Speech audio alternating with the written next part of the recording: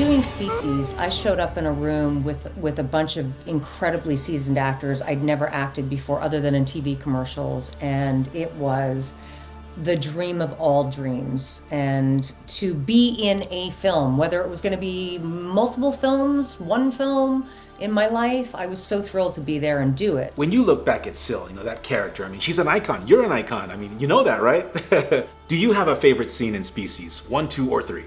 So lovely of you to say that, an icon. That movie had an impact, and what's really cool is to meet people these days that are much younger than I am that are like, love that movie. And it happens all the time, that they go back, and the 90s are quite hot again. So there's definitely a trend towards 90s cool again. So, I'm trending again. What can I say? There's a bunch of different scenes that I think were kind of iconic. Obviously, looking back now, drowning, the guy in the hot tub and all that kind of stuff. But there's a couple scenes that come to mind. It's when I'm first walking down the street in Hollywood Boulevard in the wedding dress. And I'm looking around and in the white dress, and I'm brand new to Hollywood. I'm brand new to this world. And I was brand new to Hollywood, and I was brand new to this world. They coincided so much, the character and myself. So I think that's pretty cool. I also think it was a scene that we shot a million times, but I was walking through the nightclub because, Syl's on the hunt for mating season. I think mating season has begun was the tagline, right? And I was walking through a nightclub, and we shot that scene. Roger Donaldson shot that so many times. There were a lot of moving parts and a lot of people in the scene, a lot of extras, a lot going on. I was like, wow, this is how movies are. We do 45 takes of something. Okay, I guess that's how it is. I don't know. I've never done 45 takes of a thing again, ever again. But I think walking through the club and noticing and seeing everything that's going on and pulling off my vest, my shirt, and it's kind of a ballsy, big moment in a film. And, to your point about the nudity and the violence thing, it's so interesting.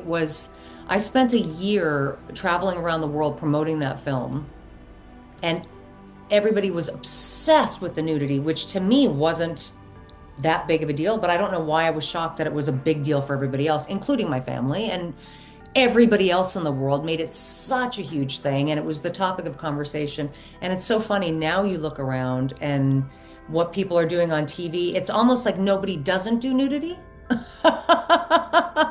Men and women, basically. If you're going to be in any of the streaming, shows, you're pretty much signing on for nudity immediately. Like, it is so common now.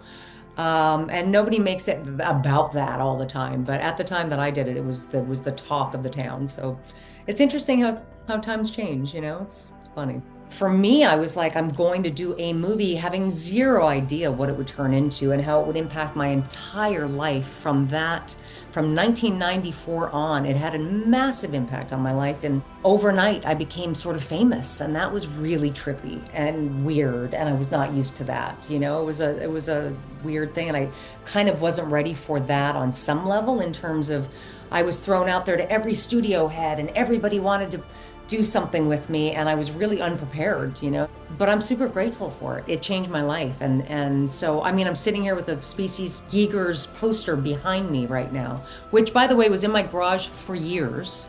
And I finally put it up last year. I was like, why am I not putting up this unbelievable, cool, there's only 3 of them in the world, Giger posters, that he signed. So yeah, no, I think as we get older, it's like embarrassing for some years, and then we get older and we go, wait a second, changed my life. I'm super grateful for it. So, Yes, yeah. that's so epic.